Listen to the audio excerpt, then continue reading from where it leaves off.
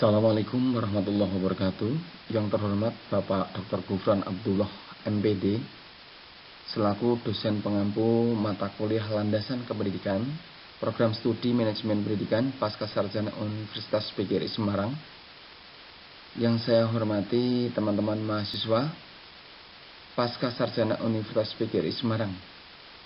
Izinkanlah pada kesempatan ini saya memaparkan makalah hasil kerjasama dan diskusi kami kelompok 8 yang bertopik aliran-aliran pendidikan. Kelompok 8 anggotanya terdiri dari 1. Bapak Sudarto NPM 195101668, 2. Bapak Budi Haryanto NPM 195100176, serta saya sendiri Aris Munandar NPM 195100180. Bab 1. Pendahuluan. Latar belakang. Pendidikan tidak cukup dipahami hanya melalui pendekatan ilmiah yang bersifat parsial dan deskriptif saja, melainkan perlu dipandang pula secara holistik. Menurut Tirta Raharja dan Sulo, aliran-aliran pendidikan telah dimulai sejak awal hidup manusia, karena setiap kelompok manusia selalu dihadapkan dengan generasi muda dan keturunannya yang memerlukan pendidikan yang lebih baik dari orang tuanya. Di dalam kepustakaan tentang aliran-aliran pendidikan, pemikiran-pemikiran tentang pendidikan telah dimulai dari zaman Yunani kuno. Sampai kini dikenal dengan istilah rumpun aliran klasik dan aliran gerakan baru. Sebelum adanya psikologi, pendidikan dipikir oleh para ahli filsafat. Masing-masing ahli filsafat mempunyai pendapat yang berbeda-beda tentang pendidikan, sesuai dengan hasil pemikirannya. Dari aliran filsafat tersebut muncullah beberapa aliran dalam pendidikan. Ada beberapa aliran besar dalam pendidikan itu antara lain empirisme, nativisme, konvergensi, progresivisme, perennialisme, esensialisme, konstruktivisme, dan strukturalisme. Sampai saat ini, aliran-aliran tersebut masih sering digunakan, walaupun dengan pengembangan-pengembangan yang disesuaikan dengan perkembangan zaman. Karena itulah kita harus tahu tentang pengertian penerapannya dalam pendidikan dan kelemahan dari setiap aliran pendidikan. Rumusan masalah. Berdasarkan uraian latar belakang di atas dapat dirumuskan masalah sebagai berikut. Apakah pengertian dari tiap-tiap aliran pendidikan? Bagaimana penerapan setiap aliran pendidikan dalam bidang pendidikan? Apakah kelemahan atau keterbatasan dari setiap aliran pendidikan? Tujuan dan manfaat. Tujuan: memahami pengertian dari setiap aliran pendidikan, memahami penerapan dari setiap aliran pendidikan dalam bidang pendidikan, memahami kelemahan atau keterbatasan dari setiap aliran pendidikan. Manfaat: secara teori dapat menambah pengetahuan dalam dunia pendidikan, khususnya tentang aliran-aliran pendidikan.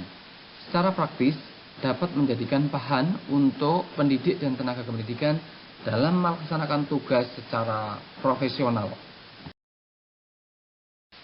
Bab 2. Pembahasan masalah aliran empirisme. Tokohnya John Locke menyebutkan bahwa anak yang lahir ke dunia seperti kertas kosong atau meja berlapis lilin yang belum ada tulisan di atasnya.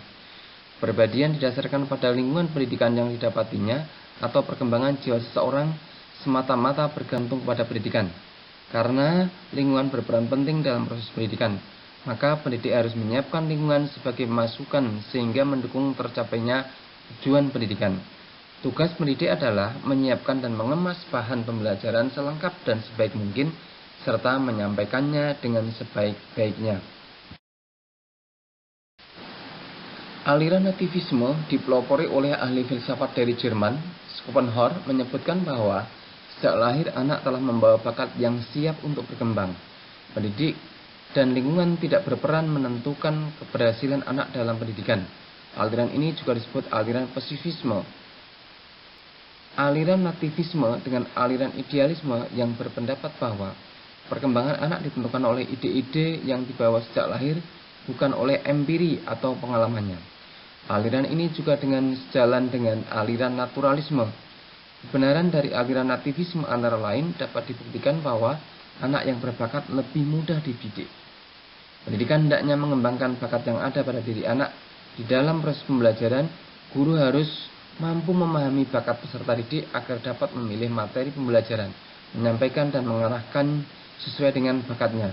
Keterbatasan aliran ini adalah tidak menghargai dan memperhatikan peran pengalaman dan pembelajaran yang diberikan pendidik. Aliran naturalisme dipelopori oleh ahli filsafat J.C. Rousseau dari Prancis, menyebutkan bahwa ketika lahir anak telah memiliki bakat pembawaan yang baik. Kodrat manusia adalah baik menjadi rusak karena manusia itu sendiri. Aliran ini juga disebut dengan aliran negativisme atau pedagogik negatif. Karena kodrat anak baik menjadi rusak karena lingkungan masyarakat, maka anak harus dibebaskan dari segala pemaksaan orang dewasa, keluarga, dan masyarakat. Tujuan pendidikan menurut aliran ini adalah membentuk warga negara yang baik. Dalam proses pembelajaran, perlu disiapkan anak didik belajar lewat pengalamannya, pendidik sebagai fasilitator, program pendidikan disesuaikan dengan bakat, minat, dan perhatian peserta didik.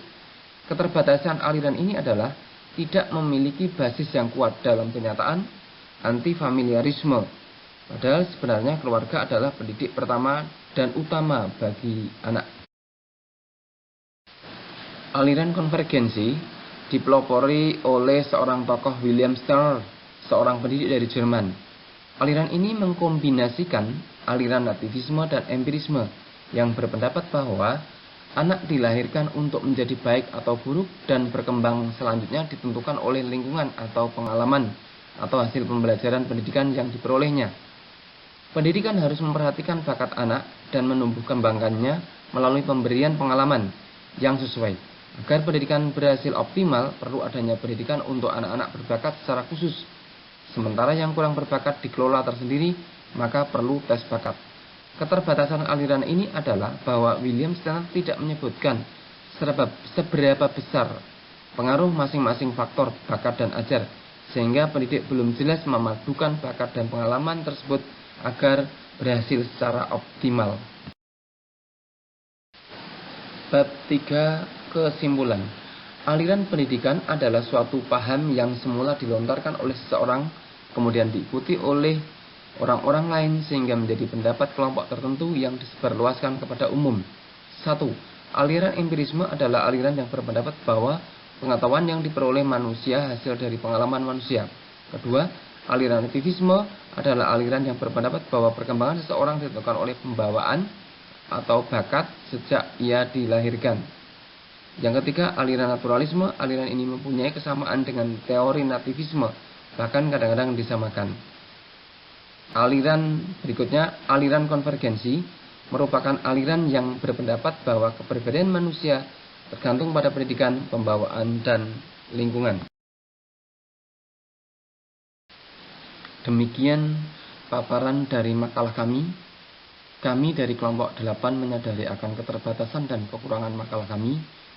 Maka dari itu, kami mengharapkan kritik, masukan, dan saran demi baiknya makalah kami. Akhirnya, terima kasih kepada Bapak Dr. Gufron Abdullah MPD dan teman-teman sekalian. Mohon maaf yang sebesar-besarnya. Assalamualaikum warahmatullahi wabarakatuh.